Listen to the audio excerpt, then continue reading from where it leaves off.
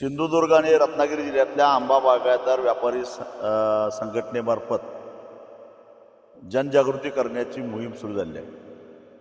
कारण यावर्षी सिंधुदुर्ग असेल, रत्नागिरी असेल, रायगड असेल, ठाणे किंवा पालघर या कोकणातल्या सगळ्या जिल्ह्यामध्ये आंबा पीक पूर्णपणे नष्ट झालेलं आहे.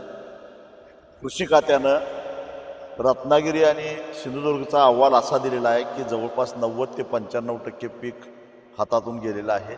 आंब्याचा मोहर करपून गेलेला आहे. अशा परिस्थितीमध्ये विधिमंडळाचं अर्थसंकल्पीय अधिवेशन चालू आहे, पण लोकप्रतिनिधींच्याकडून म्हणावं तसा आवाज उठवला जात नाही. ही आंबा उत्पादक बागायतदाराची खंत आहे. आमच्या व्यथा काय आहे, आमच्या मागण्या काय आहे, आमचे प्रश्न काय आहेत याच्याकडे जरा तरी आमच्याकडे बघितलं पाहिजे. कारण कोकणातून किंवा कोकणाशी संबंध असणारे जवळपास 288 पैकी 40 आमदार आहेत आणि तरीसुद्धा सभागृहामध्ये गांभीर्यानं चर्चा होत नसेल तर हे प्रकरण अतिशय गंभीर आहे. राजकारणाचा भाग बाजूला ठेवा, परंतु ज्या आंबा बागायतदारानं, ज्या आंबा उत्पादक शेतकऱ्यानं या कोकणातला आंबा 7 समुद्रापार नेला, सगळ्या जगातल्या ग्राहकांच्या जिभेवर राज्य केलं, त्या आंबा बागायतदाराची अवस्था आज काय झालेली आहे. विदर्भ मराठवाड्यामध्ये होणाऱ्या आत्महत्या आता कोकणात होतील का काय, अशा प्रकारची परिस्थिती झाली आहे. एका बाजूला व्यापाऱ्यांच्याकडून लूट, दुसऱ्या बाजूला कीटकनाशक आणि औषध कंपन्यांच्याकडून होणारी लूट, फसवणूक, तंत्रज्ञानाचा अभाव, तज्ज्ञ मार्गदर्शनाचा अभाव आणि बाजारपेठेची काहीच माहिती नाही, पायाभूत सुविधांचा अभाव, अशा परिस्थितीमध्ये आंबा बागायतदार आज सापडलेला आहे. फळांचा राजा असणारा हापूस आज अत्यंत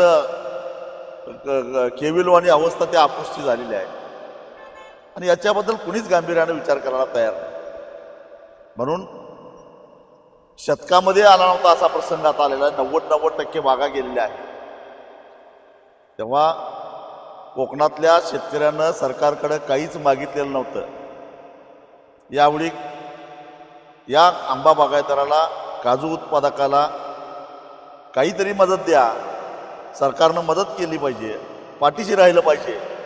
म्हणून हेक्टरी 5 लाख रुपये आंब्याच्या कलमाना, हेक्टरी 3 लाख रुपये काजूच्या कलमाना, त्याचबरोबर जी काही संभाव्य कर्जमाफी होणार आहे त्याच्यामध्ये आंबा आणि काजू बागायतदारांचा सुद्धा समावेश करून थकीत नसली कर्ज तरीसुद्धा पीकच गेलेलं आहे म्हणून त्याचा प्राधान्यानं कर्जमाफीमध्ये समावेश करावा.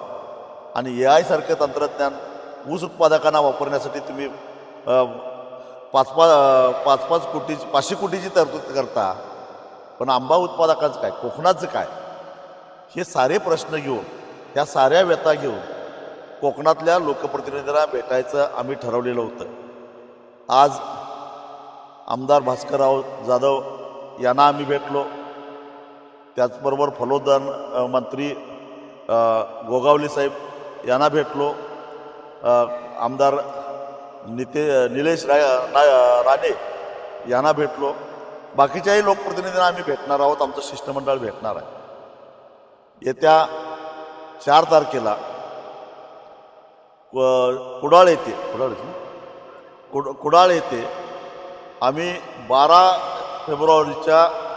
मार्चच्या मोर्चाच्या पूर्वतयारीसाठी म्हणून एक व्यापक बैठक सिंधुदुर्ग आणि रत्नागिरी जिल्ह्यातल्या प्रमुख आंबा बागायतदारांची घेतलेली आहे.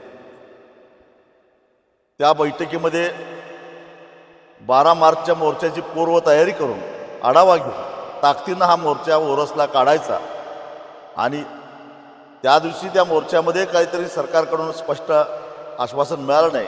कारण 6 मार्चला बजेट आहे. बजेटमध्ये जर का आंबा उत्पादकाला काही हाताला लागलं नाही तर मग मात्र केवळ 12 मार्चचा मोर्चा होऊन थांबणार नाही, तर एक दिवस मुंबई ते गोवा हा राष्ट्रीय महामार्ग बेमुदत बंद करण्याचा मार्गसुद्धा आम्ही अवलंबणार आहोत. तो कधी बंद करायचा, कुठल्या ठिकाणी बंद करायचा, याचा निर्णय आम्ही 12 मार्चच्या मोर्चामध्ये घेणार आहोत. मला असं वाटतं की कोकणातला आंबा बागायतदार, काजू बागायतदार कधी नव्हे तो जागा झालेला आहे. सरकारनं त्याच्या सहनशक्तीची परीक्षा बघू नये आणि या बजेटमध्ये काही ना काही मदत जाहीर केली पाहिजे. अन्यथा आजपर्यंत कोकणातल्या शेतकऱ्याचा चांगुलपणा बघितला, मवाळपणा बघितला, त्याचा आक्रमकपणा आता तुम्हाला अनुभवायला मिळेल.